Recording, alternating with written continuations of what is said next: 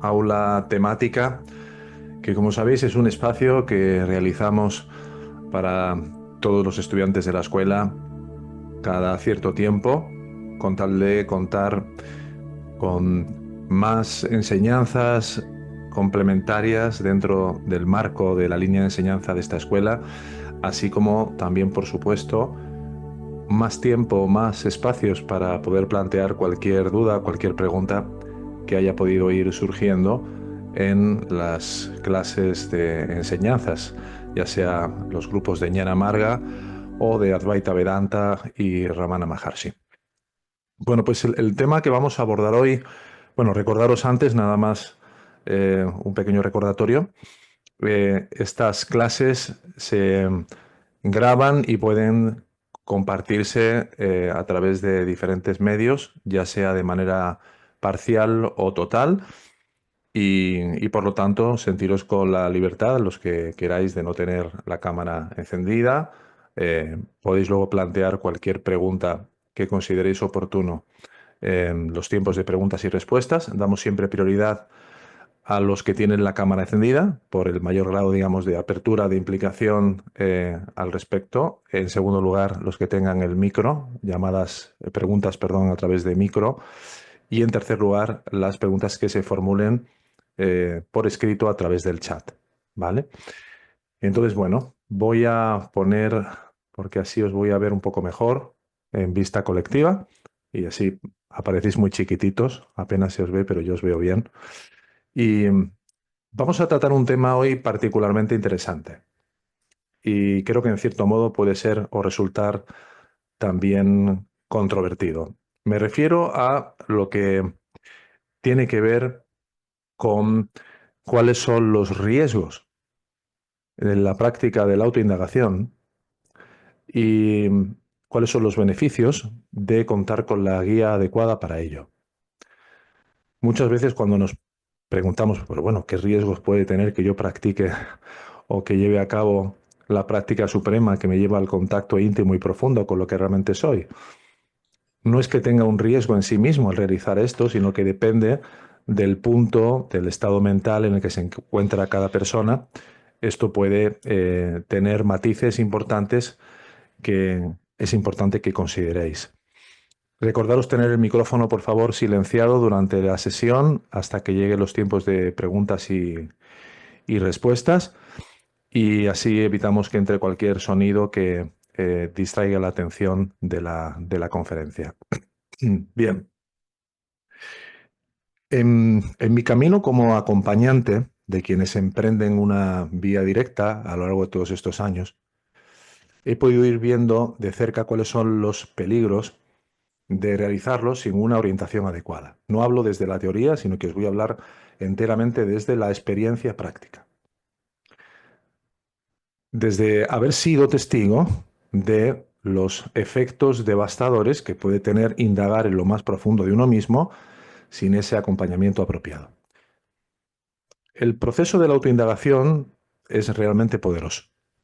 No es esto que pensamos simplemente me giro y estoy en un silencio, en un estar callado, sino que se van atravesando toda una serie de anillos o de umbrales de miedo en la medida que ego va tratando de impedir por todos los medios que lleguemos a ese encuentro profundo con el ser. El gran propósito que tiene ego en este camino es que gires tu atención afuera, que te embeleses con lo que los sentidos parecen ofrecerte, que te entusiasmes con cualquier tipo de goce o de experiencia, ya sea de sufrimiento o placentera.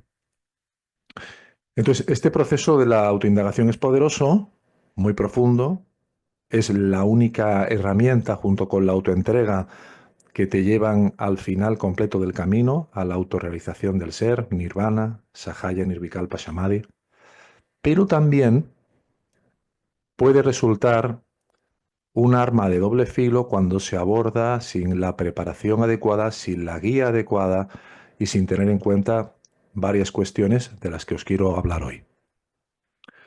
Hoy vamos a hablar acerca de lo que he podido ir recogiendo por experiencia directa, en lo que he visto en muchas personas durante los últimos años en diferentes procesos y que así, sin temor alguno por vuestra parte en absoluto, pero sí con toda la cautela y con todo el cuidado que esto requiere, que podáis ver cómo hay determinados riesgos o cuestiones que no conviene tomarse a la ligera. El primer factor o el primer riesgo sería el de la confusión o el de la desorientación. ¿A qué me refiero? Uno de los aspectos o riesgos más comunes que he podido observar de las personas que acompaño es el de la confusión o el de la desorientación. Cuando no se tiene un cuadro claro de en qué punto está un aspirante, cuando tú mismo no tienes una clara percepción de todos los aspectos que confluyen en el estado vital, en el momento vital en el que te encuentras, la autoindagación puede llevar, en algunos casos, a una pérdida de identidad o del sentido de identidad y a una pérdida de dirección. Recuerdo perfectamente el caso de una mujer que acompañé, que guié, que había comenzado su proceso sola y con toda la cuestión de las autopreguntas, ¿quién soy yo? ¿Quién es este ego? ¿No? Empezó a perder contacto con su vida cotidiana. Y creedme, lo he visto, lo hemos visto, no es tan difícil caer en un proceso de desrealización. Un proceso de desrealización es aquel que se da en aquellas personas que empiezan a cuestionar que la identidad psicológica que han construido acerca de sí mismos, como la persona que creen ser, es cuestionada de tal grado o en tal medida que la persona empieza a perder el grado, digamos, de serenidad, sensatez y estabilidad psicológica mínimos necesarios. Esta señora llegó a un punto en el que ya no podía discernir lo que realmente deseaba o quién era en su vida personal. Y lo que parecía una búsqueda espiritual en un principio, pues acabó convirtiéndose en una espiral de incertidumbre que la dejó paralizada. Como digo, esto es algo que ocurre en contados casos, pero por eso es muy importante y muy fundamental contar con una adecuada orientación que normalmente en la escuela, cuando vamos conversando con vosotros, cuando vais preguntando, cuando nos vais pidiendo guía y orientación, os vamos dando algunas recomendaciones. Me lo habéis escuchado decir en aulas, en clases innumerables veces, es decir, para un poquito la autoindagación, empieza a generar un poco más de espacio desde el testigo con respecto a los fenómenos, o haz algunas entregas más, o tómate un poco más de tiempo de paseos en la naturaleza. En fin, hemos dado muchas recomendaciones cuando notamos y vemos cualquiera de los aspectos importantes a tener en cuenta. Luego tenemos, por otro lado, algo mucho más habitual de lo que la gente cree, que es la desconexión emocional o la disociación. Es otro de los grandes riesgos. Y quisiera aclarar un poco qué es esto de disociación emocional para que se entienda bien. La disociación, la disociación emocional es un mecanismo psicológico que ocurre cuando una persona se desconecta de sus emociones como respuesta a experiencias especialmente intensas, traumáticas y dolorosas. O sea, es una estrategia defensiva inconsciente por parte de ego, que tiene una finalidad muy clara, y es protegerte del sufrimiento emocional que para ti es absolutamente inmanejable e intolerable en un momento determinado. Pero que de caer en ello puede traer consecuencias bastante adversas para tu crecimiento y tu desarrollo en tu camino espiritual.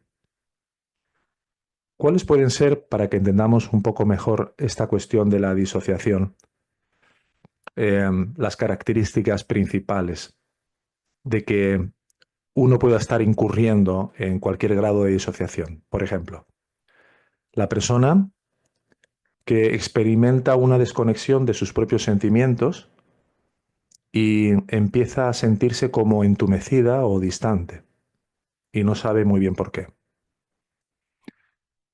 También otra característica importante de la disociación es la supresión del dolor.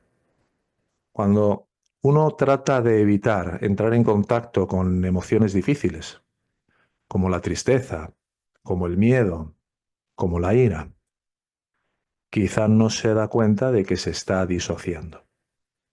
O cuando, por ejemplo, se activa algún mecanismo protector, ¿m? En el cual, digamos, uno trata de una u otra manera de empezar a generar situaciones en su ambiente familiar o profesional que le protejan o la protejan de aspectos que considera especialmente temibles para él o para ella. Y aquí algunas preguntas que podrías hacerte para ver si hay algún grado de disociación, lo cual sería tremendamente importante y es algo además que considero fundamental como preámbulo en cualquier aspirante a un camino como este. Por ejemplo, puedes preguntarte, ¿soy realmente consciente de que hay ocasiones en las que no reconozco plenamente la emoción que estoy sintiendo? Fíjate, esto es algo que puede parecer inocuo o poco relevante, pero diría que de cada 10 personas que llegan a esta escuela en los primeros tiempos, más del 70% viven y experimentan momentos en los que no saben a ciencia cierta qué es lo que realmente están sintiendo. Entonces es fundamental hacerse plenamente consciente de lo que uno realmente siente con relación a lo que uno piensa. Imagínate si estás disociado emocionalmente hablando, ya no hablemos de la disociación mental, es decir, muchas personas saben que se sienten mal, pero no saben por qué. Saben que se sienten tristes, pero no saben por qué se sienten tristes. Saben que se sienten apáticos, pero no saben exactamente cuáles son los pensamientos que han dado lugar a esto. ¿Y qué ocurre cuando tú no eres consciente de esto? Que eso te maneja, eso maneja tu vida, eso domina tu vida. Con lo cual, la luz de la conciencia tiene que llegar a permear profundamente todos los rincones. Dice Carolina, ¿cómo se hace? Bueno, pues fundamentalmente desarrollando no solo la práctica de la autoinvestigación, de la autoatención, hasta donde uno llega, sino desarrollando el discernimiento y contando, como tenéis en la escuela, con la posibilidad de arrojar luz sobre aquellos aspectos que tú no llegas solo a poder interpretar con la suficiente claridad, para que con ese aporte y con esa ayuda tú vayas encontrando por ti mismo la manera de tú esclarecer tus propios procesos mentales a través de la observación muy precisa de cómo reacciono ante esto, a través de prácticas especiales y a través de todo lo que vamos ofreciendo en la escuela como mecanismos del desarrollo del discernimiento. Otra pregunta que podrías hacerte para esclarecer si hay algún tipo de o algún grado de disociación mental o emocional en ti es, siento que hay situaciones especialmente intensas por las que atravieso y que tiendo de alguna manera a desconectarme de lo que estoy experimentando como si estuviera viviendo las emociones desde afuera sin realmente sentirlas? Siento que me pasa algo así, porque muchas veces podemos utilizar y se puede utilizar la propia observación como testigo, como un asidero de ego para eludir sentir eso. No es que realmente quiera llegar a poder observarlo y a poder trascender el apego que tengo a eso o el miedo que tengo a eso, sino que utilizo como ego para mi propio fin de evasión o de supresión, desasociarme de eso a lo que primeramente no me he llegado a asociar completamente. ¿Qué quiero decir con que primeramente me he llegado a asociar completamente? Que me he hecho completamente cargo de lo que siento y de lo que pienso cuando estoy en esa situación. Porque una vez que yo me hago completamente cargo de lo que pienso y de lo que siento en relación a una situación, Cuando me desasocie de ello, ya no será como un mecanismo de evitación o de autoprotección para no sufrir, para no sentirme mal, que es lo que normalmente se produce en una primera instancia. Dice Carola, por favor, también si puedes ampliar la primera dificultad que mencionaste, ¿qué preguntas podría uno hacerse? Bueno, la primera dificultad que he mencionado es la, lo que nos lleva a que podamos sentir en un momento determinado que no estamos reconociendo lo que sentimos, que no estamos reconociendo claramente qué es lo que yo siento con relación a una determinada situación. Previamente a lo que es la desconexión emocional o a la cuestión de la disociación, cuando me siento confuso, cuando me siento desorientado. ¿Mm? Esa era la primera característica a la que hacía mención. La confusión o la desorientación que me podría llevarme a un estado de desrealización. ¿Vale? La segunda característica o el segundo riesgo es este que digo de la disociación. Y hacía una primera pregunta, que creo que eso es lo que preguntas ahí, que era que si me he dado cuenta que hay situaciones o contextos en los cuales realmente no sé qué es lo que estoy sintiendo realmente. ¿Mm? Y es importante poder verlo con claridad. La segunda pregunta, dice Ignacio, ¿te refieres en cuanto a la cuestión de la disociación? ¿Sí? Vale. Sería,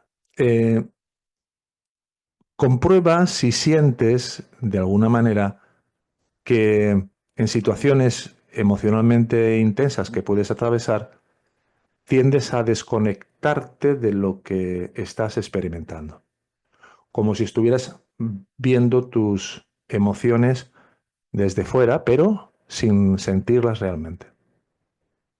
¿Mm? Dice Isabel, la segunda doy fe totalmente, pero no hay escape. Al final llega de una manera o de otra, efectivamente. También recuerdo que acompañé a un hombre, ahora ya como unos 5 años aproximadamente, que tras varios meses de indagación eh, comenzó a sentir que estaba completamente separado de sus emociones.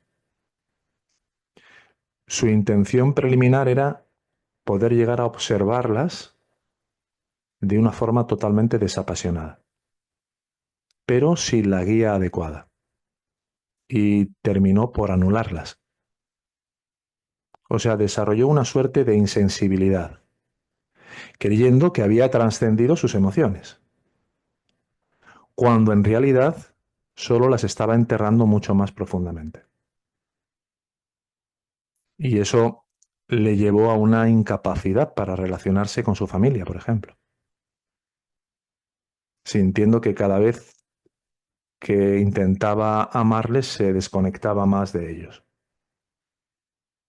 O sea, daros cuenta de que mm, aquí hay un riesgo importante porque con la familia se trata de llegar a conectar profundamente,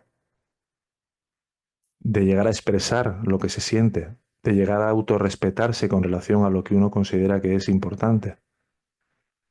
Y hay veces que se puede tomar este camino de una manera que te aísle y que tú creas que no es que te estás aislando, sino que es que tu familia es intratable o que son así o que son allá, y es que tú te estás desconectando de lo que sientes. ¿Cómo puedes saber que realmente no te estás aislando? Si eres consciente de lo que estás sintiendo, del por qué lo sientes, y que tu decisión de no compartir temporalmente con esas personas es por una cuestión de autorrespeto, ¿verdad? Lo hemos hablado un montón de veces. Bueno, hay otro factor de riesgo también que es muy importante, y es, podríamos llamarlo, la ampliación de traumas no resueltos. He podido ver durante estos años cómo la autoindagación puede amplificar traumas no resueltos si no se tiene el cuidado necesario. Me explico. Si una persona llega a este camino y imaginaros que en su vida ha sufrido o está pasando todavía por algún tipo de abuso, o está en relaciones disfuncionales, es decir, aquellas en las que uno no se siente estable porque no hay buena comunicación, o hay faltas de respeto, o hay manipulación, o control, o apego, o cualquier cosa de este tipo.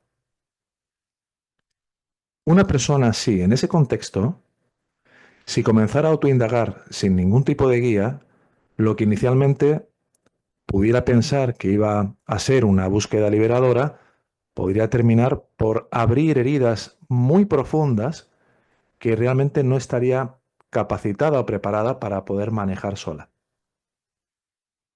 Sin alguien que te sostenga en ese proceso, ese tipo de traumas se pueden volver tan dolorosos e inmanejables que, habiendo tenido la buena iniciativa o la noble iniciativa de querer autoindagar, haber despertado determinadas bestias internas que te llevan a un estado de difícil manejo y difícil dominio. Con todo esto no queremos, como podéis comprender, daros ningún tipo de susto, sino explicaros que cuando estamos hablando de la autoindagación no es mindfulness. Estamos yendo hacia las puertas del cielo. E igual que ocurre en estas iglesias donde se ponen a estas figuras que habéis visto, ¿no? En las puertas de algunas catedrales, como las górgolas, las habéis visto, ¿no? Como con garras, ¿no? O sea, en los contornos de las entradas al cielo, a nuestra naturaleza real, Ego trata de valerse de todo tipo de medios para amedrentarnos. Y por eso es importante conocer estos aspectos. Si estás pasando por algún tipo de abuso, si hay algún tipo de trauma o algo que te marcó especialmente en tu vida, eh, puede ser que en diferentes momentos de tu práctica sea muy importante que levantes la mano. Estoy viviendo esto, me estoy sintiendo así, siento que me alejo, me siento aislado, no me quiero comunicar. Cualquiera de los síntomas, ¿no? Que os estoy compartiendo, ¿no?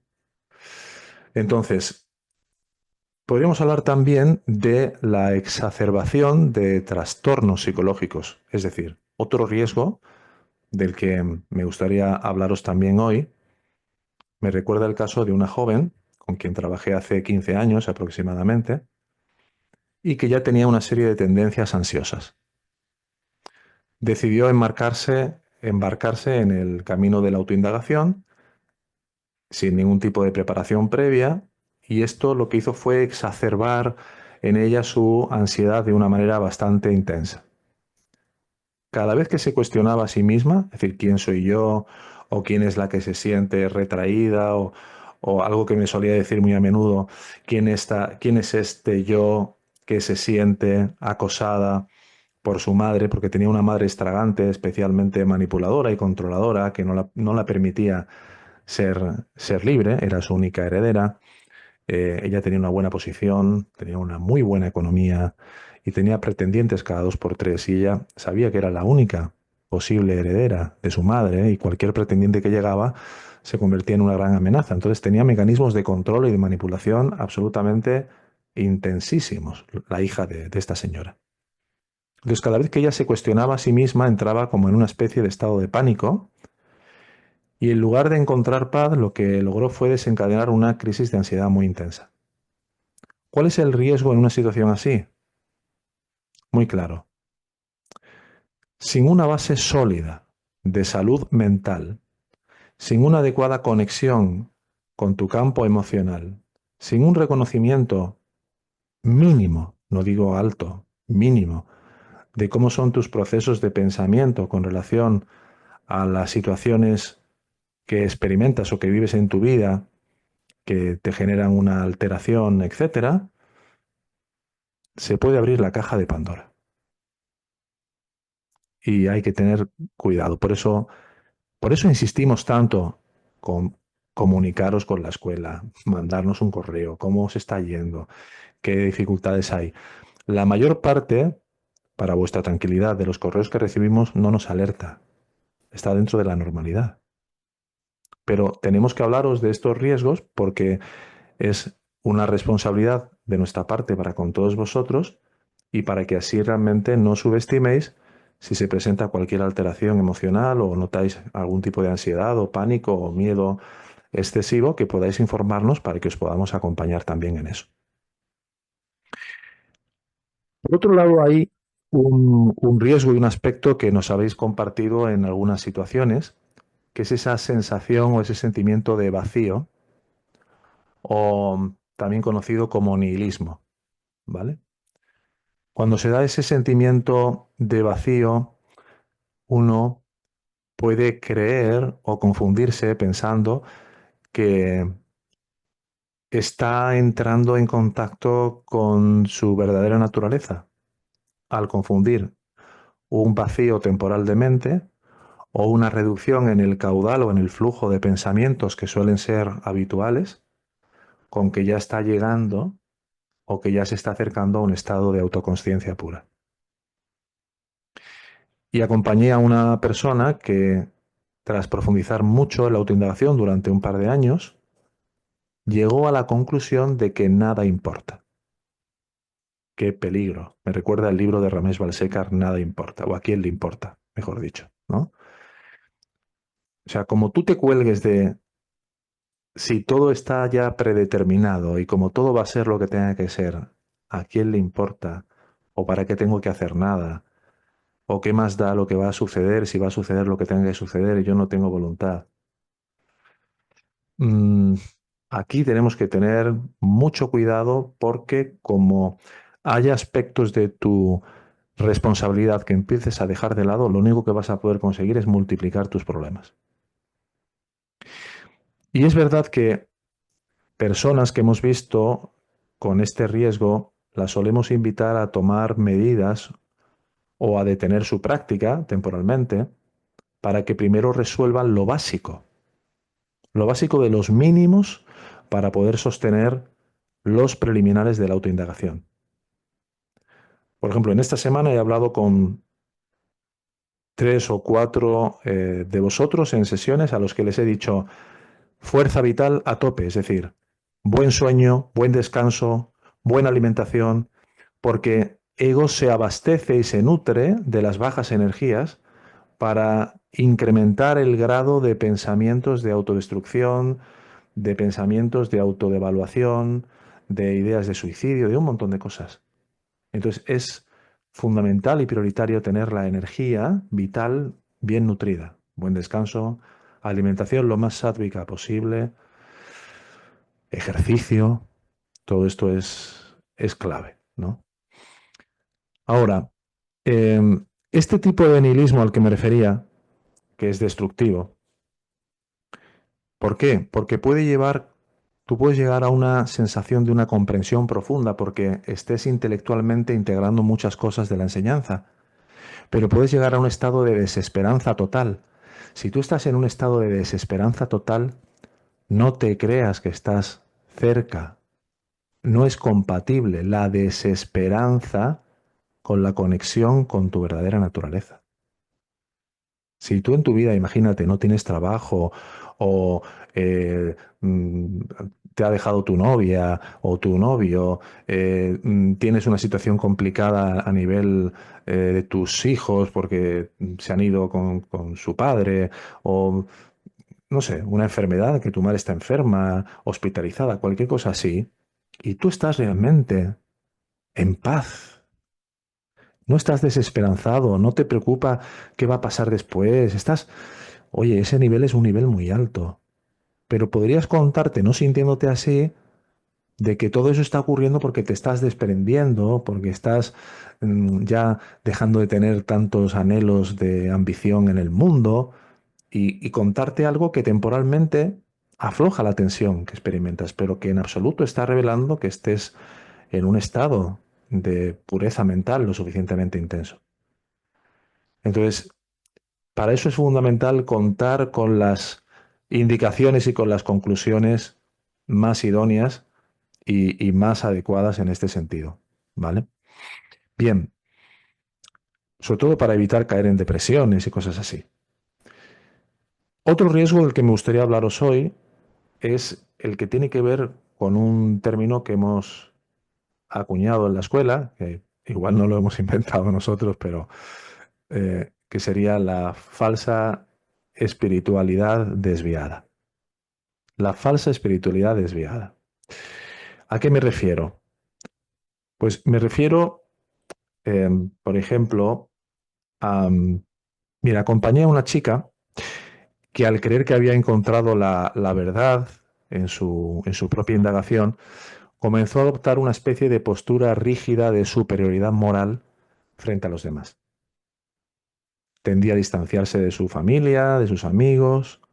Secretamente se sentía, tal y como me confesó en sesiones, que ya estaba muy cerca de la iluminación y convencidísima como estaba de que el resto estaban totalmente atrapados en una ignorancia supina, lo que terminó sucediendo es que en lugar de abrirse más, se terminó cerrando como una concha, pero radical.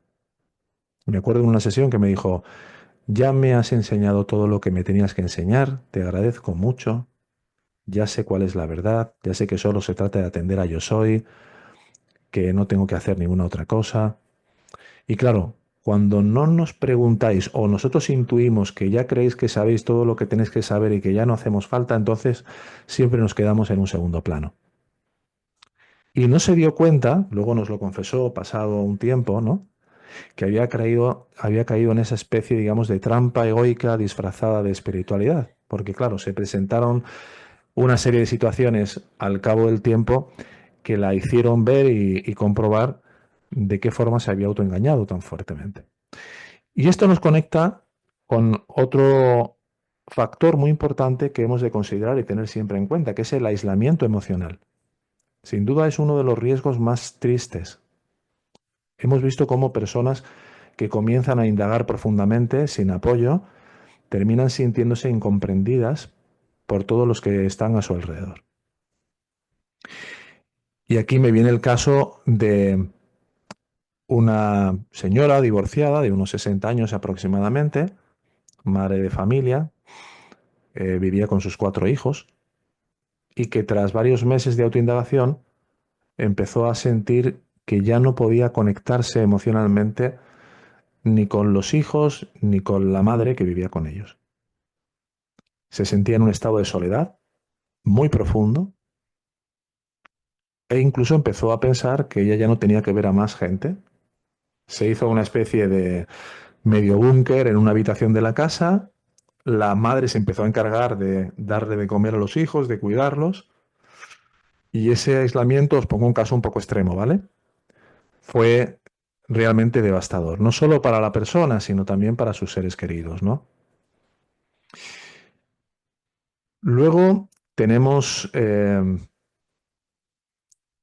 otra cuestión que también es importante, que es la culpa espiritual.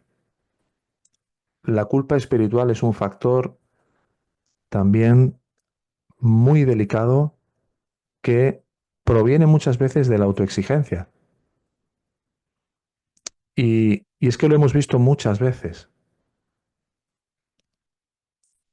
Hemos visto en varias ocasiones cómo hay personas que, obsesionadas por llegar a la verdad, se terminan castigando duramente a sí mismos por no alcanzar un determinado estado de conciencia que creían que era algo que tendrían que alcanzar en no sé qué tiempo.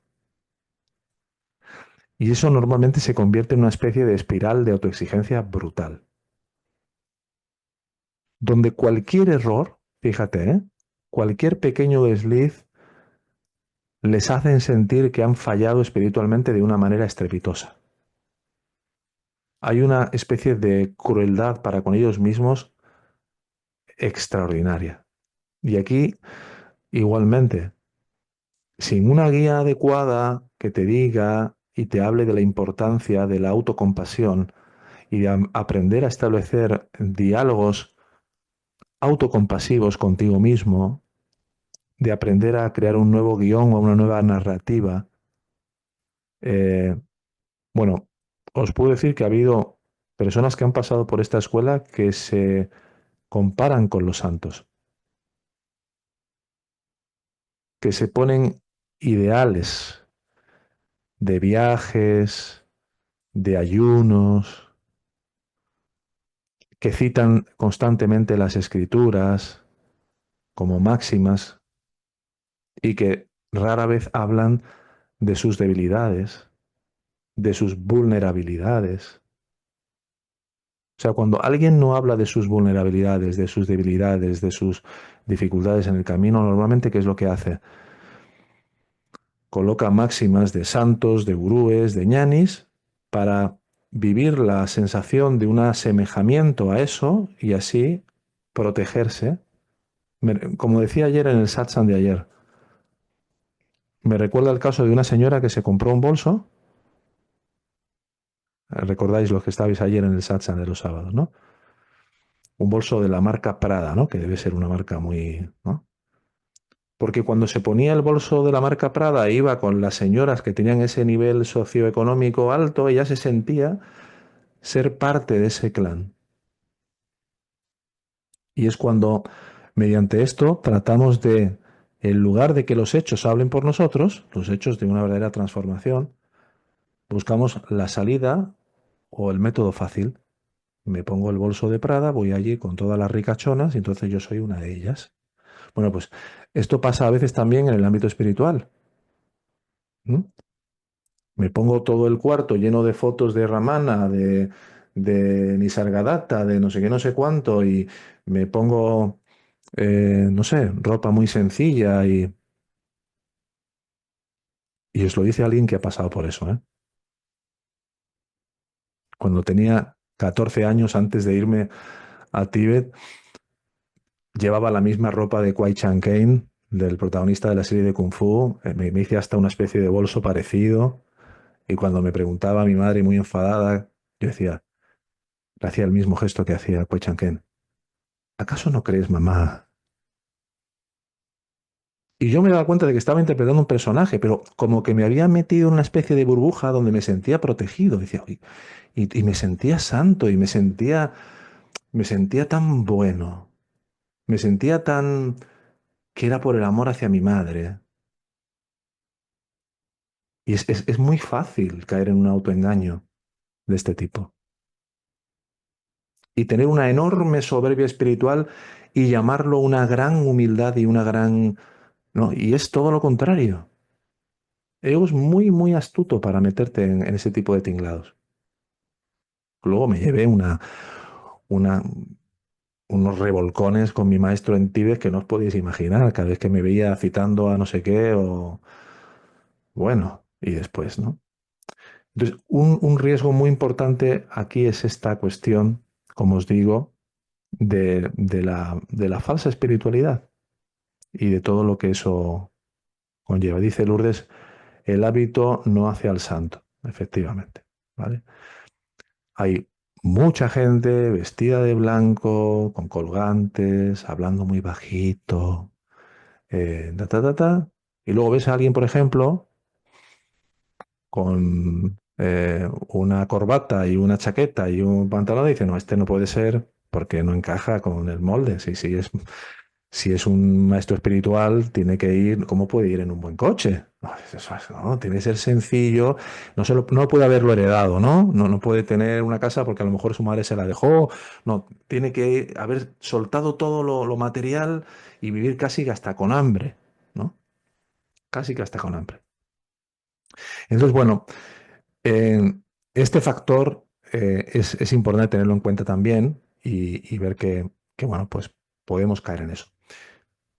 Como conclusión, no me quiero extender mucho más para daros también tiempo de vuestras preguntas.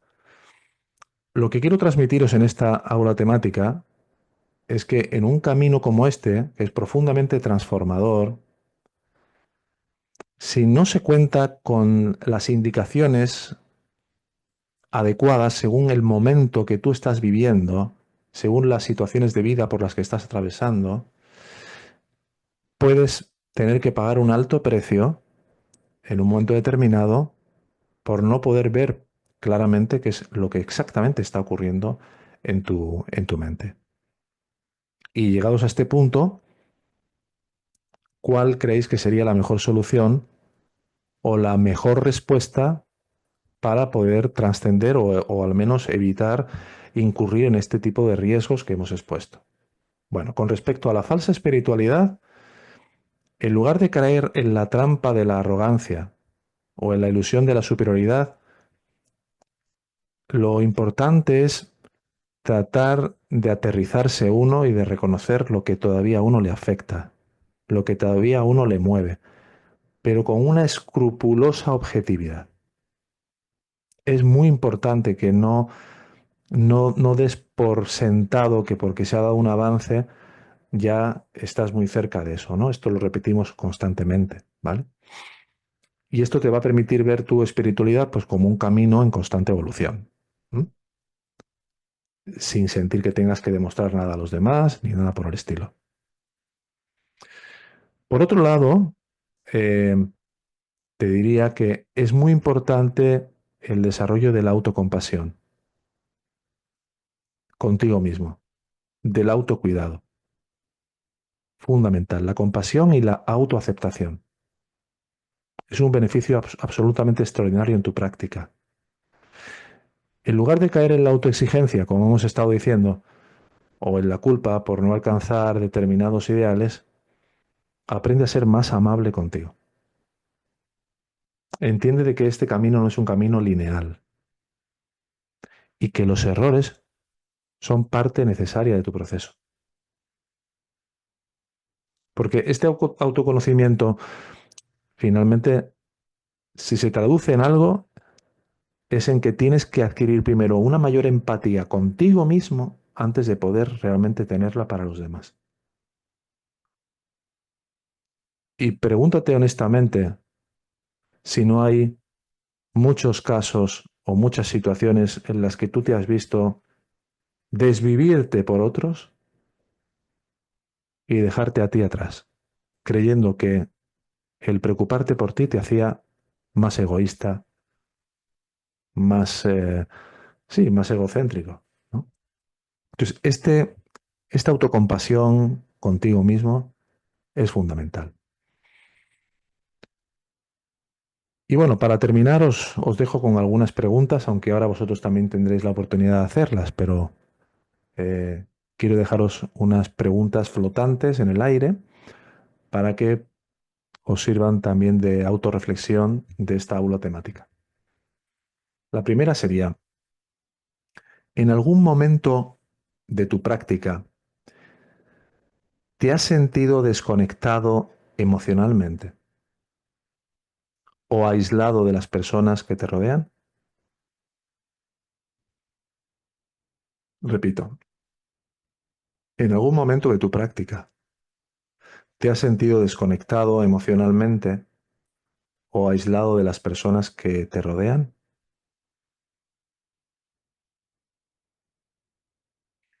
Y si es así, ¿qué aspectos crees que podrían haber contribuido a esa desconexión? ¿Y cómo podrías ayudarte a reconectar de una forma más genuina? Repito, si es así, ¿qué aspectos podrían haber contribuido a esa desconexión y cómo podrías ayudarte a reconectar de una forma más genuina?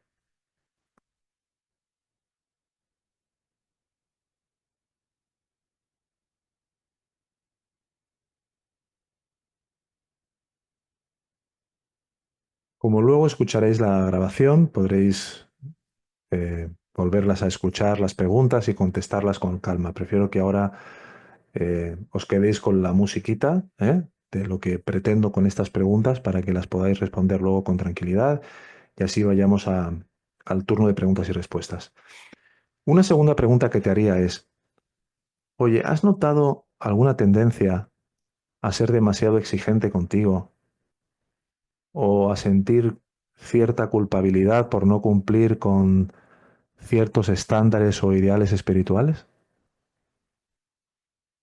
¿Te ha pasado notar esa tendencia a ser como muy exigente o a sentirte culpable por no haber estado a una altura de lo que, fíjate, tú has dado por sentado que ya tendrías que estar dando una talla determinada, ¿eh? ¿Cómo cambiaría tu relación contigo mismo si te permitieras con mayor compasión y aceptación enfocarte en esas situaciones? ¿Cómo cambiaría? la relación que mantienes contigo. Si en lugar de exigirte tanto, fueras un poquito más compasivo contigo.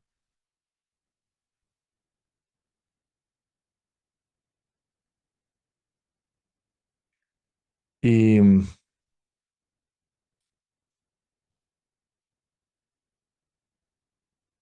también podrías preguntarte algo más. Podrías preguntarte si me doy cuenta de todo esto, ¿no? Que hemos estado, de todos los riesgos y aspectos que hemos estado viendo a lo largo de toda la clase.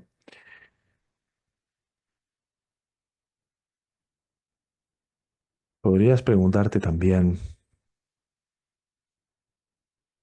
¿cómo percibo mi propio camino espiritual? ¿Lo siento como un espacio de crecimiento genuino y en humildad? ¿O a veces me descubro queriendo demostrar algo a los demás o a mí mismo?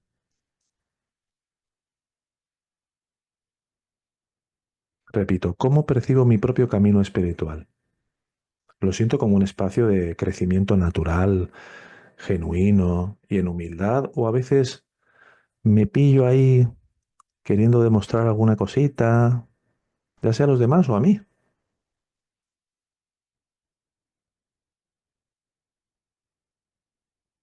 ¿Y de qué manera podría una guía adecuada ayudarme a mantener una perspectiva más equilibrada y sincera?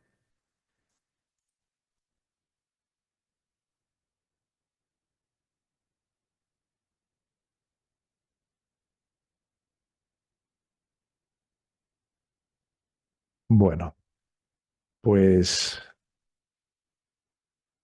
con esto por mi parte eh, he terminado. Vamos a dedicar el tiempo que nos queda hasta las 6, estos 40 minutos para las preguntas que queráis compartir o si tenéis algún compartir de algo que hayáis sentido, que hayáis reconocido en vosotros de todo lo que hemos estado hablando. Me gustaría sobre todo especialmente que nadie se quede con ningún tipo de sensación de temor. Si sientes algún tipo de inquietud o algo te ha despertado alguna inquietud, por favor, exprésala, compártela. ¿M? Y con sumo gusto lo aclaramos todo. Emilio, adelante. Hola, buenas tardes. Buenas tardes. Eh, de entrada, muchísimas gracias al grupo por todas las personas que me habéis contactado después del satsang del viernes. Os estoy muy agradecido. Sí que es cierto que me he notado estos 2 días que, digamos, la horquilla de conexión con la rabia o con una tristeza muy profunda, muy aguda, se me está acentuando. Sobre todo en la tristeza ha habido 2 veces que he sentido ponerme a llorar realmente como un niño pequeño.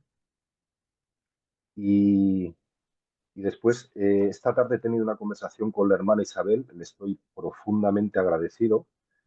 Me voy a permitir acuñar un concepto que es, me ha dado un par de hostias espirituales con la mano abierta, la verdad es que, buah, justo cuando he acabado la conversación con ella, sentía una resistencia y una incomodidad brutales. He hecho bueno, unos minutos de autoindagación y después es que me ha bajado todo que además me lo ha puesto yo delante y cuando me lo ponía sentía un rechazo brutal, además una necesidad de defenderme.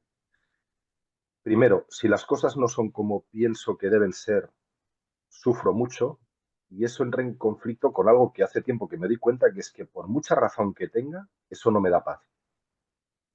Y la otra, que esta sí que me ha sorprendido y wow, estoy todavía ahí con eso abierto, es ahora mismo en el conflicto de pareja, la crisis de pareja que tengo con mi compañera Vanessa, si ella me demuestra rechazo o humillación, me quejo.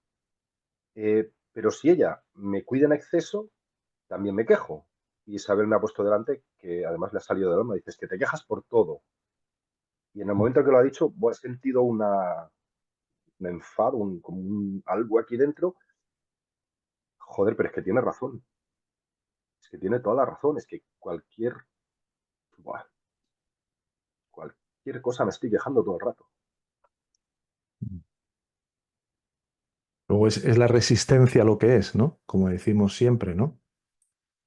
Ya sea por querer que lo que no es sea de otra manera o como por querer que lo que es no sea. Siempre que estamos en resistencia a lo que es, y por eso es tan importante y cómo, o sea, que tú lo puedes conectar con el tema de hoy, ¿no? Si lo conectas con lo que hemos estado hablando hoy, con qué lo vincularías? ¿Con qué lo asociarías de todo lo que he estado explicando?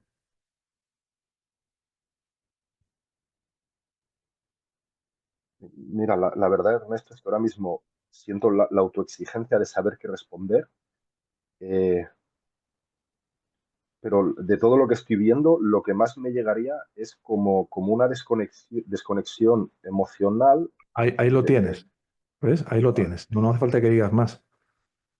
O sea, hay una resistencia, ¿no? O un movimiento en ti que ante todo lo que se está presentando te hace querer protegerte. ¿Lo ves? ¿Quién es el que se quiere proteger? pero es obvio, no se está dejando nada.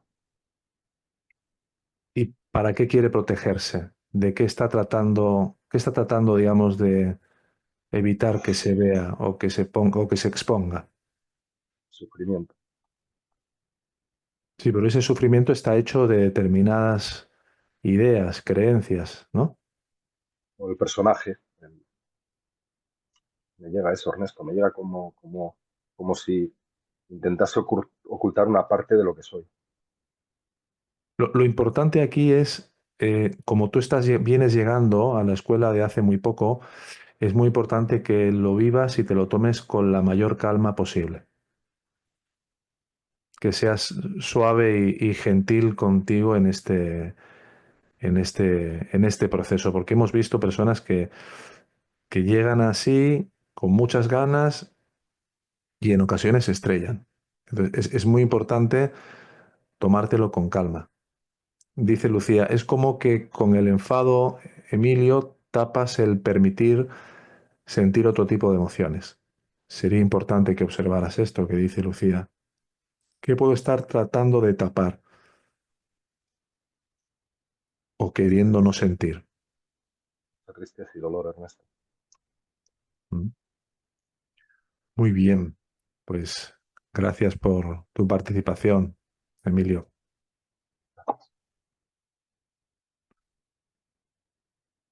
Félix, adelante. Hola, buenas tardes. Buenas tardes. ¿Qué tal? Creía que había alguien, creía que estaba Enrique por delante de mí, pero bueno, es indiferente. Creo que es indiferente. Eh, bueno, he anotado dos cosas que quería compartir. Una es que sí, que yo he sentido culpa, la culpa espiritual, ¿la has llamado así? Sí, Yo no la había denominado así, pero bueno, sentía culpa por no estar a la altura de lo que yo sentía, de donde yo sentía que tenía que estar, a la altura de lo que de las enseñanzas, ¿no? De este camino. O sea, me imagino es eso. Y creo que, vamos, siento que me ha venido muy bien sentir culpa y poder además compartirlo con vosotros en el chat del experiencial del miércoles, para desde ahí, después de hablar contigo, darme cuenta de lo segundo que tú, bueno, de una de las cosas que tú has apuntado, que es de ser más indulgentes con nosotros mismos, no más compasivos. Me ha venido bien ha sido como un bálsamo. Cuando vino de ti, cuando lo compartí también en el chat, el darme cuenta que estaba siendo muy exigente por querer estar en un lugar que no estoy. Y, y esto viene, lo voy a relacionar con lo primero que he escrito para compartir con todos y todas, que sí, es natural, hermano, que portemos confusión. Yo lo veo así, natural, porque que portemos confusión en un camino donde todo apunta a que lo que hemos estado creyendo la mayor parte de nuestra vida no es real. Ya solo por el mero hecho intelectualmente de encontrarte de cara a eso, a mí ya por lo menos me porta confusión. Es una confusión que más que una confusión con el tiempo se va convirtiendo en una duda y se va disipando, pero es algo que está ahí todo el tiempo. y que eso me genera cierta culpa espiritual cuando veo que no estoy, o me ha surgido, ahora ya estoy no puedo decir que lo he trascendido, pero como lo he vivido ya puedo estar más cauto con eso. Pero es verdad que lo primero me deja que lo de la culpa se quede como más, me toque, por así decirlo. Ujú. Bien. Mira, por eso es muy importante en el camino el término parecer. Es decir, aunque todo lo que percibimos es absolutamente irreal, desde el punto de vista de lo que es nuestra creencia, de nuestras creencias, de nuestras percepciones, de lo que nosotros hemos llegado a configurar en nuestra propia mente como realidad, aunque podamos entender desde un determinado grado de que eso no es real, todavía nos parece enormemente real. Y caer en la trampa de considerar totalmente irreal lo que todavía nos parece muy real es comprar el boleto y las papeletas para que te toque una desrealización. Comprar la papeleta para incurrir en irresponsabilidades en tu vida. Por eso, en las enseñanzas se habla de que uno tiene que encontrar un sano equilibrio entre lo que se conoce como el Eka Jivavada y el Nana Jivavada. Eka Jivavada es que solo hay un ego y que todo lo que aparece dentro de este sueño es solo una materialización o manifestación del ego que tú crees ser identificado con un cuerpo-mente llamado persona. Pero Nana Jivavada significa que aunque esto sea así, tú no has dejado de percibir múltiples cuerpos por todas partes que te parece que existen y que están separados del tuyo. Y por lo tanto tienes una responsabilidad en cuanto a una solidaridad, un compromiso con la naturaleza, un compromiso con todos los seres vivos de no participar de ningún tipo de daño en la medida de lo posible, porque como en realidad y desde lo profundo todos son tú, cualquier daño que tú profieres a cualquier ser, solo y únicamente te lo haces a ti, a un nivel profundo, aunque todavía percibas a un perro, por decir algo, o a un animal, el que sea, como algo que no tiene nada que ver contigo, porque tú ves a tu cuerpo completamente como algo separado del resto. Entonces, aunque realmente no haya nada más real que la conciencia, en tu percepción todavía por terminar de depurarse y de purificarse completamente, hay todavía una apariencia de realidad de este mundo. Te resulta todavía muy real. Si te pinchas un dedo te duele y dices me duele a mí y es mi dolor. Hay una gran identificación con la corporalidad, con los sentidos. Todo esto se tiene por lo tanto que transmitir o enfocar de una manera sensata para no caer en bypasses, ¿no? Como decimos, ¿no? Pero el punto aquí importante es que cuando uno se queda solo ante un determinado problema, ¿no? Digamos que sin guía, el tema es que el camino sin un mapa se vuelve mucho más caótico. Cuando no hay un mapa claro de carreteras, cuando no hay alguien que ha transitado de alguna manera algunas de esas partes del camino donde tú de repente te encuentras, entonces es tu propia referencia interna la que aparece en la forma de la enseñanza para indicarte por aquí, prueba por aquí. Y tú a base de ir integrando verdaderamente la enseñanza vas aprendiendo a reconocer que la dirección en otras situaciones múltiples que se te van a presentar va siguiendo ese sentir intuitivo que cada vez se va haciendo más certeza en ti, en situaciones que van a cambiar de forma, pero que al final van a ser las mismas. Muy bien, pues gracias, Félix. Buenas tardes. Buenas tardes. Enrique, adelante. Ya. Hola, hermano. Hola. Bueno, mi pregunta primero iba por, esta pregunta ya la he hecho, pero iba por esta situación de sentir esa emoción, ¿no? O no sé si sea imaginar que siento la emoción de la otra persona, ¿no? Y eso a mí me sigue reactivando, ¿no? O sea, si estoy platicando con alguien y esta persona reacciona de determinada manera, me identifico de inmediato con ella. Te iba a preguntar, ¿para qué es esto? Bueno, mientras ibas ibas exponiendo, pues me iban llegando muchas respuestas, pero me llegan tantas respuestas a la vez que llega como que me saturo. Entonces, Ujú, por eso mejor quise preguntarte de nueva cuenta, ¿para ujú, qué estaría llegando esta manera, ¿no?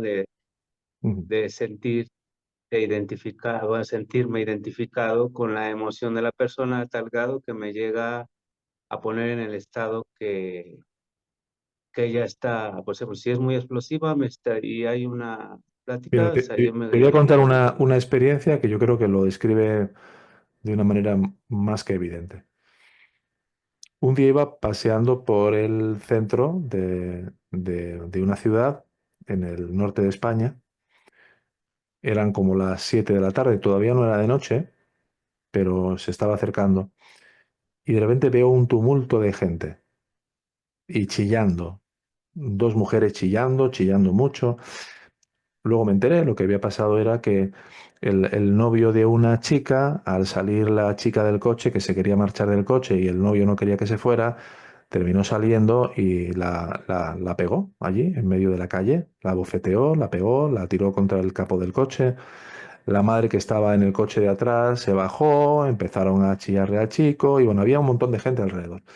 Había varias mujeres que estaban como muy exaltadas tratando de consolar a la chica y digamos que lanzándole al chico que estaba allá y llegó la policía todo tipo de improperios, ¿no?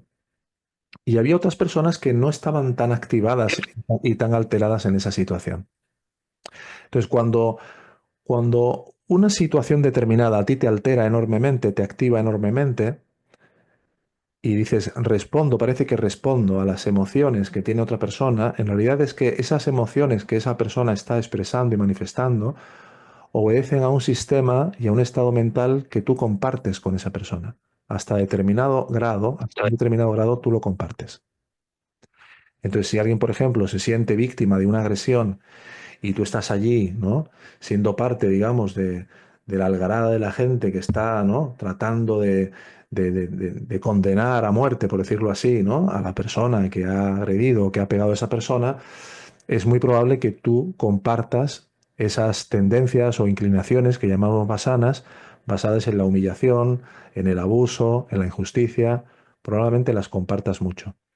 Esto no quiere decir que otra persona, por ejemplo, como también observé que había en el lugar, que estaban sorprendidas de lo que había ocurrido, se las veía más calmadas y que igualmente hablaban de manera normal con otras. Me acuerdo que había un señor de unos 70 años hablando con otro señor mayor al lado diciendo, esta gente, ¿verdad? Que cómo se puede pegarle a una mujer? Esto antes era impensable, ¿no? Hablaba algo así, pero lo hablaba de una manera como muy calmada. Entonces, esto no significa que a esa persona no le pareciese mal lo que había hecho ese chico, pero su nivel de activación emocional no estaba revelando que lo que allí había ocurrido hablaba mucho más de uno que de la otra persona. Entonces, las emociones y las activaciones que experimentan los demás normalmente son reflejos de tus propios aspectos todavía no esclarecidos en ti. Digamos que eh, tú te imaginas un sentir ajeno, pero no tiene ningún sentido. ¿En qué sentido? De que solo tienes el poder de saber cuál es tu propio sentir. Otra cosa es intuir o reconocer o empatizar o comprender. Pero tú solo puedes sentir lo que tú sientes y puedes creer que estás sintiendo lo que la otra persona siente, pero lo que la otra persona está expresando ahí es una proyección de tu mente y por lo tanto eres tú quien lo está sintiendo. Eres tú quien ha sacado una conclusión sobre lo que ha ocurrido allí y eres tú el que en base a esa conclusión te sientes de una determinada manera. Y ahora te estoy hablando desde un plano menos relativo, subiendo un poquito, ¿no? El grado de observación más a vista de pájaro. Si todo lo que ocurre en tu vida eres tú quien lo percibe y todo lo que percibes representa para ti algo en base a cómo lo interpretas, a cómo lo juzgas, lo que tú sientes que es siempre el resultado de tu propia interpretación, Incluso la cara que pone esa persona que está enfrente, que la ves aterrorizada o indignada o de la manera que sea, también esa persona está apareciendo siendo una representación de tu propio estado mental y de lo que tú necesitas ver y reconocer ahí. ¿Por qué se presentan esas situaciones en nuestra vida? Como oportunidades que nos da el espíritu, la gracia, Brahman, el ser, para poder hacernos más conscientes de aquello que está pendiente de resolución en nosotros. Y en esa medida que estamos abiertos a eso, te das cuenta de que todo el escenario te lo montas tú y que todos los que aparecen en ese escenario son actores que tú has contratado, por decirlo así, para que le den forma a las creencias que aún sostienes.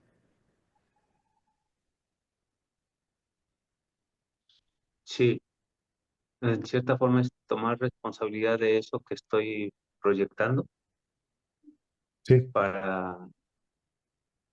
Para liberarte de todo aquello que quieres seguir creyendo con tal de poder seguir reafirmando la idea que has fabricado acerca de quién crees ser, que no tiene nada que ver con la realidad de lo que eres, más allá de cualquier autoconcepto o de cualquier forma de definirte a ti mismo de una manera mental y egoica.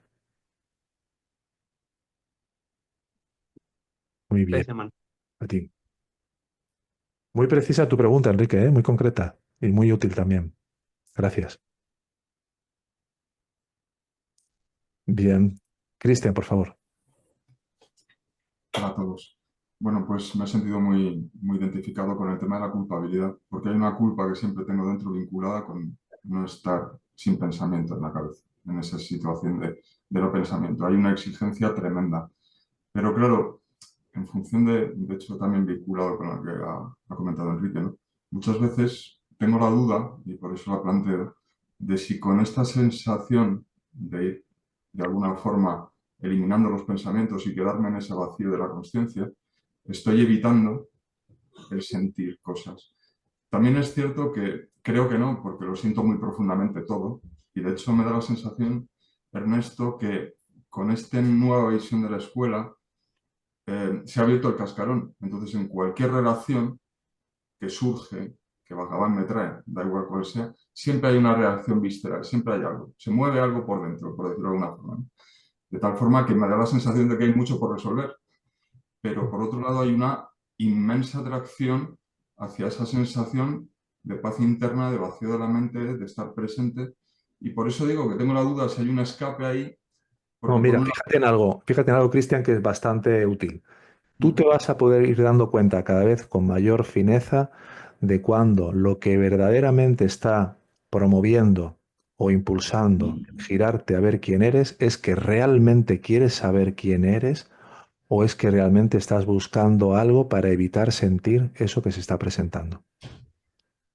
Y entonces, cuando tú te das cuenta de lo que realmente hay es que no quiero sentir esto, que me es tremendamente doloroso e incómodo, y entonces me voy a valer de lo que sea que diga la enseñanza con tal de no confrontar esto, de no mirar claramente esto, de no permitirme sentirlo por primera vez y llegar hasta el fondo. Cuando yo llegar hasta el fondo es, exprésate rabia, miedo, deseo, lo que seas, hasta donde quieras, que yo me voy a quedar aquí tratando de estar en atención a lo que realmente soy, pero sin implicarme ni identificarme con ello. Exprésate. Si el principal problema que tenemos cuál es que nunca nos hemos dado el permiso y la licencia de poder llegar a sentir completamente y hasta el fondo todo lo que sentíamos. ¿Y qué ocurre cuando no nos lo permitimos? Que eso va fortaleciéndose. Se va fortaleciendo la oscuridad, se va enmarañando todo, se va generando un montón de ideas más. Ahora, cuando tú notas verdaderamente de corazón que quieres ver quién es el yo que se está queriendo sentir así, y que no hay un sentir que hable de escape, que hable de camuflaje, que hable de nada de eso, tú notas inmediatamente que hay un establecimiento en la autoconsciencia y luego hay una sensación de paz que se sostiene al cabo del tiempo después de esa autoindagación. ¿Yo que hace falta el reloj ya? No, yo Hay tengo que un... reconocer. Disculpa, estaba viendo un micrófono de Alberto que no se ha dado cuenta. Sí, por favor. No tengo que reconocer que hay un amor profundo por conocer cómo soy y permanecer en aquello que he sentido profundamente. Y por otro lado, sí que es cierto que al sentirlo profundamente y no escapar de ello, de hecho, hoy, por ejemplo, en una conversación con un hermano, pues lógicamente me ha surgido una ira muy profunda, pero yo no me escapo, la estoy viendo y ya está. Pero bueno, mil gracias, Ernesto. Gracias. A ti.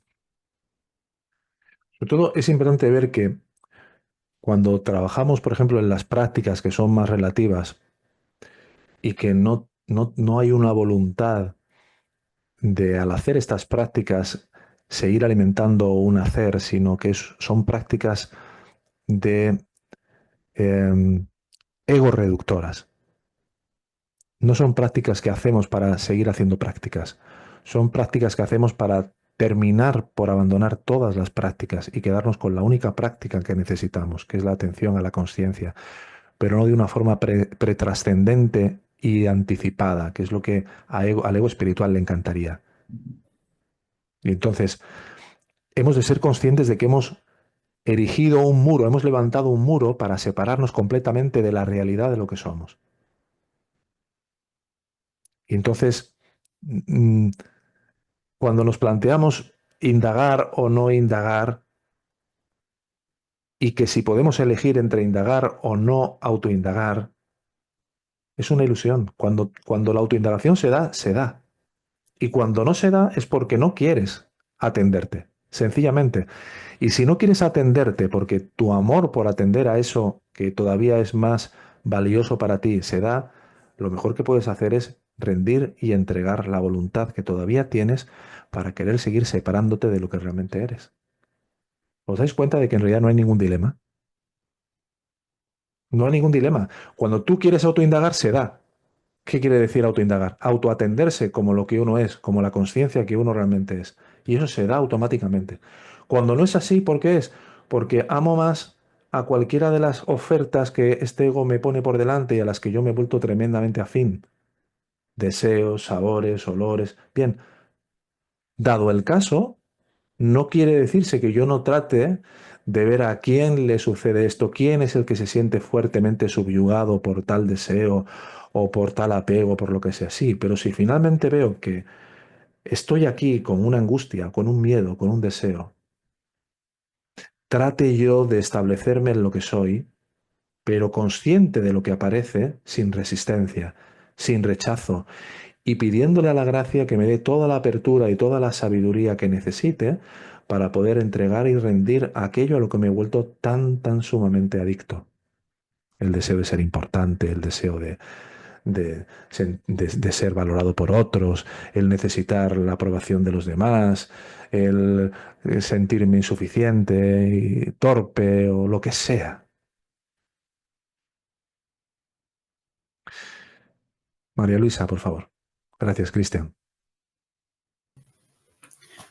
Buenas tardes, hermanos. Gracias. Me ha venido muy bien todo lo que has dicho. Me estoy sobre todo esto que acabas de apuntar. Yo escuchando atentamente todo lo que exponías, llevo una temporada bastante confusa, ¿vale? Al no poder conectarme también en todas las clases, eso me hace sentir muy mal y me da mucha rabia, ¿vale? Lo tengo que decir. Cuando fíjate que la mitad de la escuela, más o menos, la mitad o más, no asiste en directo a ninguna clase, ¿eh? Uh-huh. Y la y hay quienes asisten a todas las clases y no vemos que realmente se lo estén tomando completamente en serio, y hay quienes no asisten a ninguna clase y nos escriben cada cierto tiempo, nos comparten cómo va su práctica, nos plantean dudas para que las planteemos en clase, tienen sesiones, un montón de cosas que demuestran que realmente las están viviendo. Es la mente, es la cabeza, Claro, es ego que me claro, está diciendo todo el tiempo esto. claro. Pues todo eso, bueno, a mí lo que me he dado cuenta, pues que lo que me ha hecho, no es retroceder, pero estar confusa es la autoexigencia, ¿no? Sí. Sabes que yo entré con mucha fuerza a la escuela y la sigo teniendo, solo que esta autoexigencia, no en todo, es verdad que no en todo, porque tú me has escuchado varias veces que lo he compartido, por ejemplo, en las prácticas que yo digo, la he escuchado solo una vez porque como estoy con otras cosas, no quiero abarcar todo, lo que quiere decir que ahí estoy poniendo atención a mi autoexigencia y estoy permitiendo no ser autoexigente, pero me he pillado que tengo una gran autoexigencia al autoindagar por los benditos pensamientos que a veces no me permiten nada porque están constantemente ahí, ¿no? Y que tiré la toalla después de muchos meses, porque desde que entré en la escuela yo te hice caso 5 minutos, al otro mes 10 minutos, y lo fui haciendo paulatinamente, pero se ve que esa autoexigencia con respecto a este tema ha ido creciendo muchísimo y que llegó un momento que colapsé y dije, se terminó, pues no autoindago más, ¿sabes? O sea, y no lo hice. Y Y no nos lo dijiste. tampoco. ¿Para qué? ¿Para qué? Mañana lo digo, pasado lo digo y no lo digo. Que Y muchas bueno, veces es, no me comunico con la escuela y le cuento lo que está pasando en mí porque sé que me van a decir algo que no quiero escuchar. Entonces, mejor me lo callo y ya. exactamente, porque la insuficiencia, ¿no? Y la vergüenza y todo lo demás. Pues por ahí no, llegó a mí un audio tuyo, viaje al centro, De uno mismo. de uno mismo, que lo comencé ayer, y también empecé a descubrir, que quiero ser rápida, pero decirte que me sirvió mucho la práctica, porque en mi vida hubiese imaginado que yo, aquella que todo hace y que ya es todo ya, me vengan a decir que yo tengo pereza. ¿Cómo que yo tengo pereza? O sea, y cuando empecé a escucharte en el día de la práctica, ¿no? La pereza, ¿cómo se podía dar atrás de una emoción? ¿No? O sea, es que dije, pero es que estoy teniendo también pereza en la autoindagación. ¿Por qué? Porque aparte del miedo, no me quiero sentir frustrada por no obtener el resultado que yo quiero. Ostras, pero tú no sabes lo que me costó llegar a esto, ¿no? Yo creo que me has escuchado, aunque llevas poco tiempo en la escuela, yo creo que me has escuchado alguna vez decir lo que dijo el maestro Zen que trajo el Zen a Occidente, Taishen de Shimaru, cuando le preguntaron que ¿por qué medita usted, maestro? Y él dijo algo así, literalmente no me acuerdo con exactitud, pero voy a decir algo así como, te sientas para sentarte. No, no te sientas para llegar a la iluminación, no te sientas para llegar a la auto, no, te sientas para sentarte. Y decía también otro maestro Zen, que se ha mencionado últimamente en alguna cita, Lin Chin, que decía, eh, cuando tomo té, tomo té. Cuando tomo mi taza de arroz, tomo mi taza de arroz. Es decir, estate en lo que está sin un propósito de qué voy a conseguir con esto. Cuando nosotros vamos a estar en uno mismo, cuando vamos a yacer y permanecer en la consciencia, lo hacemos simplemente para permanecer en la consciencia, no para lograr algo con eso. Cuando estamos aquí para lograr algo, normalmente ego se quiere apropiar de ese querer alcanzar, de ese querer lograr. Y lo único que queremos es realmente darnos cuenta de que ya estamos logrados, de que ya estamos perfectamente encontrados, de que no tenemos que buscar lo que está siempre encontrado, pero para eso tenemos que simplemente permanecer quietos en uno mismo. No lo convirtamos en una práctica como otras que tenemos que hacer porque nos ayudan pues a darnos cuenta de cómo nos queremos seguir avergonzando, de cómo nos queremos seguir sintiendo culpables. Todo eso nos trae luz, claridad, entendimiento, sabiduría y comprensión. Pero la práctica del permanecer siendo lo que naturalmente somos, vamos a quitarle incluso la palabra práctica. Es me siento estar en mí. Vale.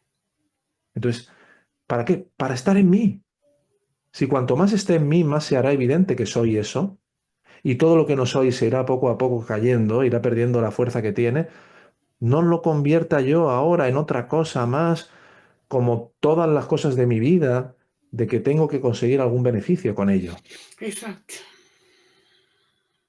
Exacto. O sea, que aunque yo me siente y mis pensamientos, que también lo has dicho muchísimas veces, que me iré 800.000 veces y tendré que volver a regresar, que es lo que hago, ¿no? O sea, se me va y vengo, se me va y vengo. Mira, y a mí eso me frustra. para que te hagas una idea, aquí, todos los que estáis aquí, habéis venido aquí para perderlo todo. A partir de ahí, ¿qué problema hay? De que no voy a conseguir, de que si voy bien. Es para perderlo todo. Tu querer ir bien, tu no querer ir mal, todo, todo. Todas las expectativas, toda la necesidad de controlar, toda tu importancia personal, todo eso. Ahora, si a eso tú le quieres poner también la barra de medición o el barómetro de por dónde voy en el camino, a dejarlo todo, abandonar todo lo que no soy, pues te estás queriendo hacer un doble nudo de corbata y una zancadilla con los 2 pies. Es que no tiene sentido. Si es perderlo todo, pierde también eso que quiere controlar todo. Suéltalo también. Vale, Ernesto. ¿Vale? Gracias. Gracias.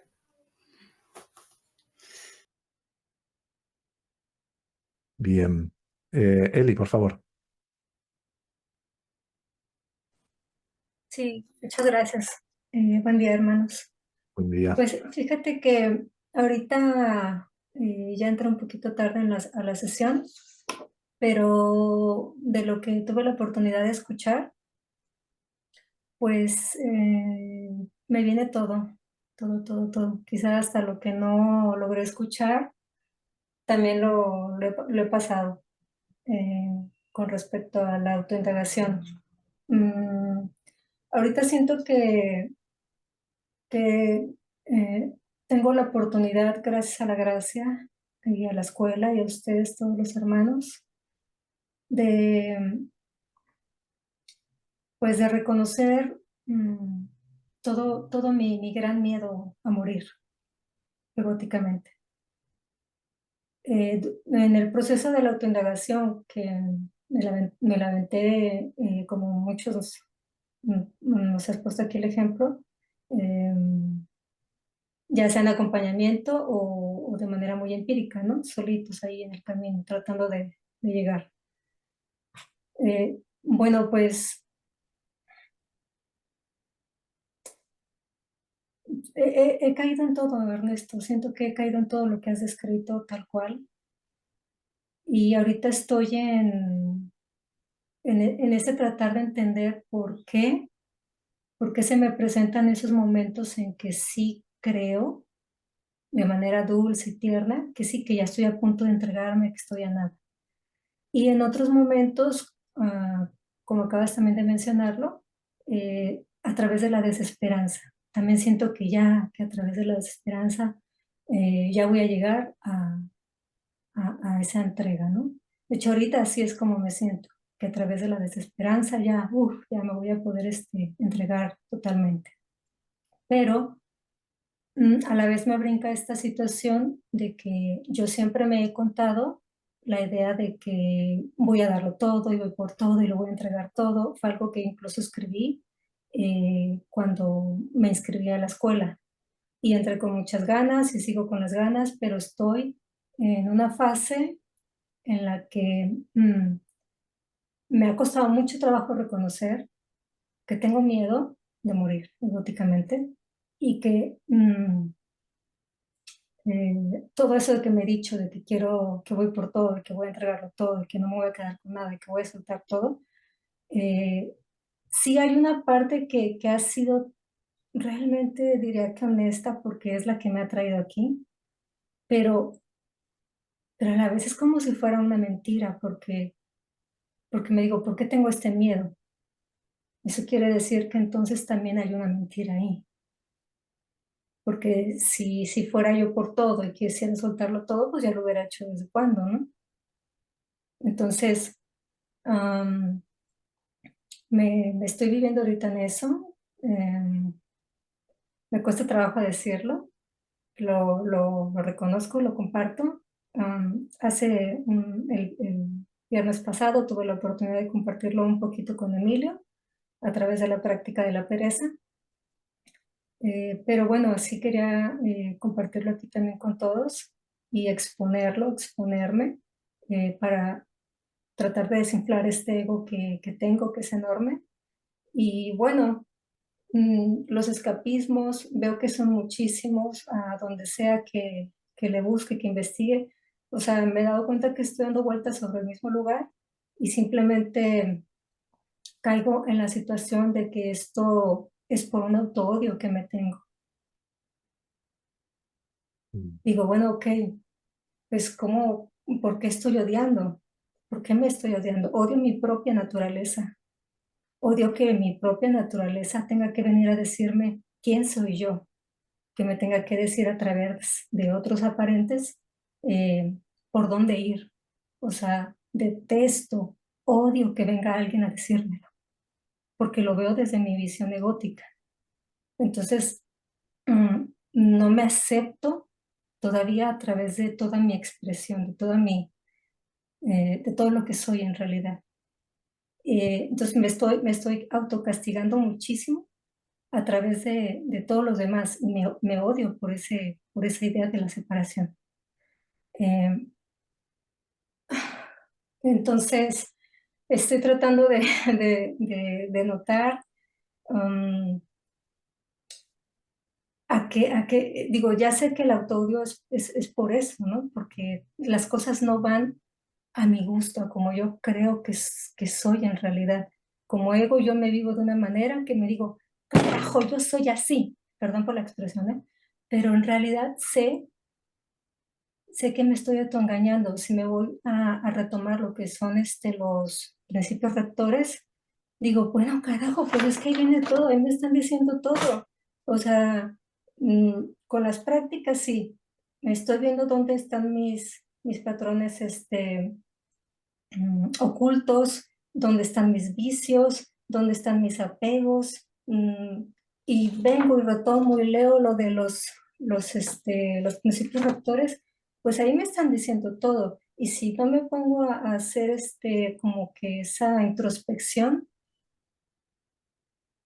pues voy a seguir dando las vueltas que he estado dando. Bueno, Pero nosotros estamos viendo que hablas cada vez con una mayor honestidad y con humildad con relación a... Tú misma lo has dicho, ¿no? Veo cómo he caído en todas estas cosas.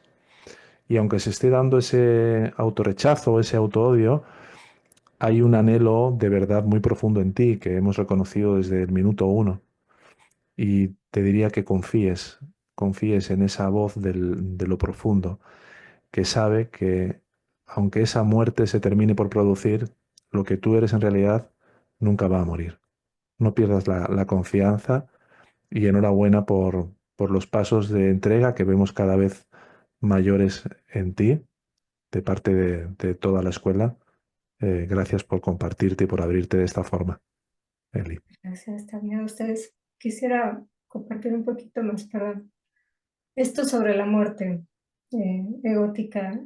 Sí, eh, intenta, por favor, si puedes ser breve para que le dé tiempo también a... ah, Creo que había algunas manos más que nada porque terminamos a las 6, son las 6 ya, y perdón. No, quedan entonces cuatro lo manos. dejo para otra ocasión. Está bien. Vale, te agradezco para que así también puedan Sí, el resto. Gracias, Eli. gracias. Lourdes, por favor. Hola, Hola. bueno, gracias por la clase. Ha sido muy esclarecedora. Y cuando has mencionado el primer punto, Ernesto, ¿cómo lo has llamado? Como la confusión, ¿no? ¿Confusión o desorientación? O desorientación, sí, me faltaba otra cosa. Yo creo que estoy en ese punto de confusión, pero más por cansancio. Por ver cómo una y otra vez se aparecen las mismas basanas, las mismas inclinaciones, las mismas respuestas que uno da a las mismas situaciones. Y he hecho últimamente un balance de cómo me venía relacionando hace un año, no me he ido muy lejos, a ahora, y siento que más que cada vez sentirme más unida a los hermanos, sobre todo, me siento más distante. Empiezo a caer un poco o sea, si es cierto que si yo no estuviera en un camino como este, seguramente sufriría mucho más, porque me tomaría las cosas que me tomaría las cosas con mucho Bueno, más pero apego. permíteme un Sí, inciso, Lourdes, porque es muy sí, importante y no lo sí, quiero dejar para después. sí, sí, Eso que ego te dice en tu mente, de que sí, estás ahora más distante, en lugar de de más unida con tus hermanos, es lo que te más dice, separada. claro, es lo que te dice para que no lleves a cabo ese propósito que hace poco expresaste por escrito y que hemos leído, de querer hacerte fuerte en tu propio criterio propio con relación a cómo tú te sientes, con relación a lo que pasa, sin tanta necesidad de buscar aprobación o validación de los demás. Claro, pero ahí yo me pierdo, Ernesto. Claro, pero porque es un Por- proceso. Pero ya te estoy diciendo de antemano, y es aviso de Sí. navegantes, ¿no? Que esto que Ujú, ahora mismo sientes como una sensación de desesperanza, que te parece ujú. que te alejas de los demás, es lo que ego te vende para que vuelvas de nuevo a hacerte dependiente de lo que los demás te dicen y así no desarrollar tu propia referencia interna y tu propio criterio propio con relación a las situaciones.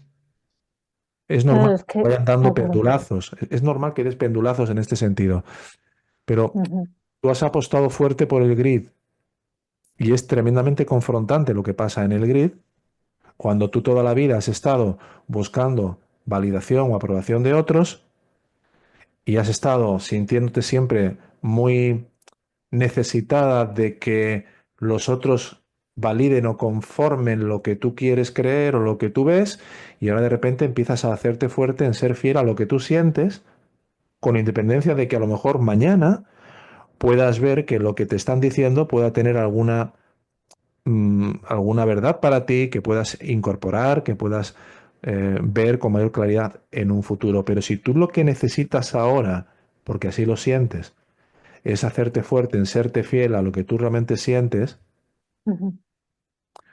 tienes que seguir apostando por ese tratar de no caer en lo que para ti es la basana principal, que es buscar que los demás confirmen que lo que tú sientes es así o es asá, sin haberte Sí, hecho fuerte en ese serte fiel a lo que tú sientes.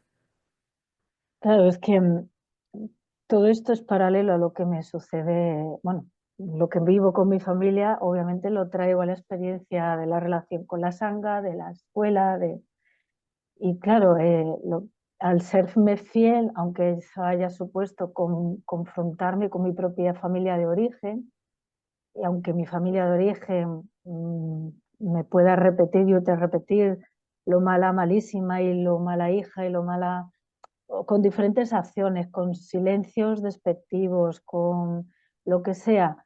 Claro, yo entiendo que eso se me reproduce en este contexto de otra forma, ¿no? El dudar si realmente estoy siéndome fiel a mí misma o, o por el contrario, buscando alejarme de mis hermanos, y es otra treta de ego de contarme que por trabajarme ese serme fiel a mí misma, al final vuelva a confirmar la separación.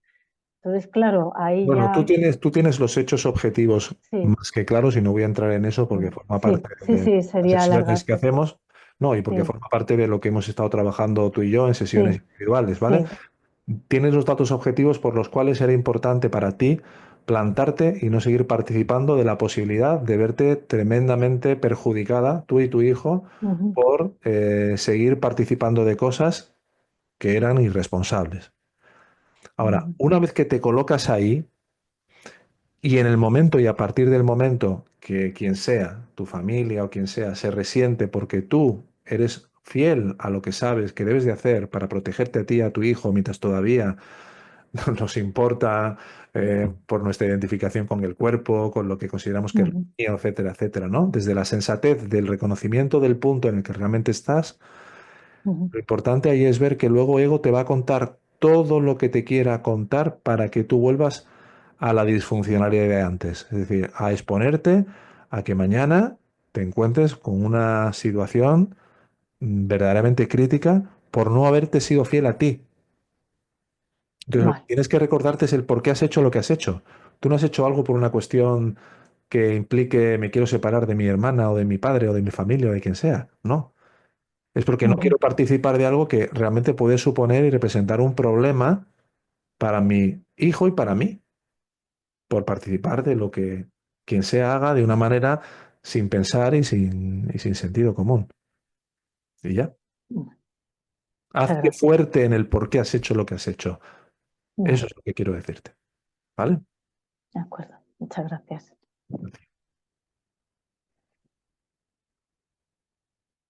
Bien. Eh, Ignacio, por favor. Hola, simplemente yo quiero agradecer a Bhagavan que me haya ofrecido la guía en todo este tiempo que llevo en la escuela. Y creo que, aparte de los riesgos que tú hoy has explicado muy bien, creo que es útil para cualquier persona, no sé que sea un ñani, la guía es necesaria. Yo cuando entré en la escuela, en mi segundo o tercer satsang, te pregunté sobre esto, ¿no? Si era necesario el gurú. Ya hemos hablado muchas veces de esto y yo ya voy viendo lo importante que es por muchas cosas, pero sobre todo por trabajar la humildad, por trabajar la entrega y ir quitando capas de soberbia y arrogancia. Entonces, nada, yo totalmente de acuerdo con la importancia de la guía y agradeciendo a Bhagavan tenerte como maestro, ¿no? Yo sí, con 16 años lo que yo quería era irme a jugar al fútbol allí en el campo del colegio. Tú lo que hiciste fue irte allí al Tíbet y es lógico que seas mi maestro, porque eres el que desde hace 16, desde tus 16 años o antes estás ahí en este camino, ¿no? Y ahora llegamos algunos y gracias, Bhagavan, porque te tenemos aquí. Gracias a ti, hermano, y a todos por vuestra confianza siempre y por vuestro amor por la verdad, que es lo que nos une aquí a todos. Gracias, Ignacio. Ana Argurúa, por favor. Hola, hermanos. Hola. Bueno, yo con la pregunta que hiciste, la segunda de si yo sí veo una autoexigencia muy fuerte en mí. Tengo esa sensación de no llego, es permanente. Entonces, lo que ahorita alcancé a ver fue que es para sentirme mal. Hay un regusto ahí enorme que para sentirme mal y permanente el mal. Entonces, pues lo quise abrir aquí, exponerme, y si quieres lo vemos mañana en el experiencial, pero sí dije lo voy a exponer porque luego se me pasa y ya, lo dejo pasar. Sí, cuando lo dices en voz alta es una manera de declarar que me doy cuenta, ego, ¿sabes? Me estoy dando cuenta de lo que quieres o de lo que yo como ego quiero creer para seguir alimentando lo mismo de siempre. Y lo digo en voz alta como para decir que como me doy cuenta de eso, yo no soy realmente el que lo quiere, yo soy lo que se da cuenta de eso, lo que se da cuenta del que dice ser yo, hablando en primera persona. Muy bien. Gracias. Gracias a ti. Y por último vamos con Josep. Por favor, adelante. Últimamente estás cerrando las clases, hermano. Sí, eso parece. Te está Bueno, pues voy tocando. a poner el colofón. Yo, para mí, comunicar que últimamente pues he retomado con asiduidad a diario más de una horita de paseo por la naturaleza, y esto me ha llevado, me ha compensado con un estado de flujo fantástico, de energía. Y claro, me doy cuenta de que el flujo es un estado de apertura a pesar de las interferencias que sufrimos a diario.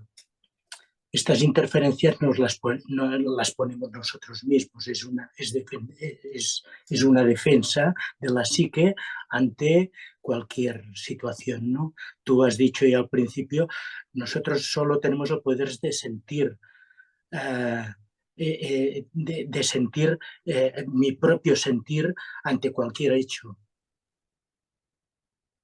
Entonces, esto nos trae la posibilidad, es de la gran enseñanza de que hay pendiente de resolución en mí, en este mismo momento, ante este hecho. Darte cuenta de esto ya es algo fantástico, ¿no? Porque a cada momento estás leyendo en el libro de la vida. Claro, entonces estábamos hablando de la autoindagación y de los peligros. Para mí la autoindagación surge cuando tiene que salir, pero si estás en apertura, no hay necesidad de la autoindagación. La autoindagación es necesaria en el momento de una duda, en el momento en que está surgiendo ego. Después ya no es necesario porque estás en flujo. Es esta apertura. Y esta apertura es, pues bueno, esta confianza y esta esperanza de la que estabas hablando tú antes, hablábamos de la desesperanza, de la autoexigencia, de eso. pues vamos a buscarle las contrapartidas a todo esto, ¿no? Solo que me siento muy agradecido. Gracias. Muy bien, pues gracias a todos por vuestra presencia hoy, un domingo, que podríais haber estado jugando a los bolos, como dice Robert, ¿eh? Y habéis decidido venir aquí a amaros de la mejor manera que podemos amarnos, que es recordándonos una y otra vez la verdad de lo que la enseñanza nos invita a recordarnos. Y bueno, agradeceros a todos por cada granito de arena que ponéis cada día con vuestra práctica, con vuestro compromiso con la verdad. No desfallezcáis, no os desalentéis fácilmente cuando este ego os hable, haciendo creer que vais lento o que fíjate que he vuelto a caer otra vez. No, no, reíros, aprender a reíros de esta voz, ¿eh? Y volved a lo que sabéis que os hace tanto bien, a amaros por lo que realmente sois, a soltar cada detalle de lo que este ego quiere imponer y a seguir caminando juntos en alegría y hermandad en la dirección del amor de Dios, del ser en el corazón. Un fuerte abrazo.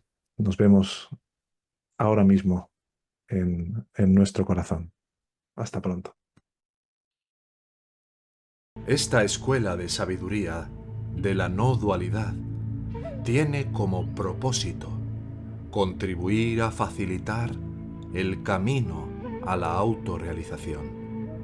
Si tuvieras un sincero interés de llegar a aplicar estas enseñanzas en tu vida cotidiana para trascender el sufrimiento que impone el falso ego, puedes contactarnos en la siguiente dirección de correo electrónico: hola@yosoytumismo.com.